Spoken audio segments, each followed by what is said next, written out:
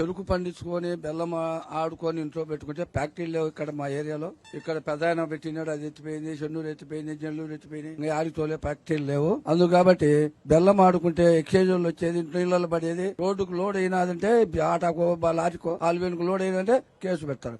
ఎన్ని లారీలు నంద్యాల, గిద్దలూరు, మార్కాపురం, మైదుకూరు ఎన్నో లారీ ఆటోలు నిలబడి ఉన్నాయి. నష్టపోతున్నాం. దానికి మీ ప్రభుత్వం వచ్చి మాకు సాయం చేసి ఆ మార్గం అమ్ముకునే దానికి మాకు లైసెన్స్. ఇప్పుడు నల్ల బెల్లం విషయంలో చంద్రబాబు నాయుడు గారు ముఖ్యమంత్రిగా ఉన్నప్పుడు కేబినెట్ మీటింగ్ లో డిస్కషన్ వచ్చింది.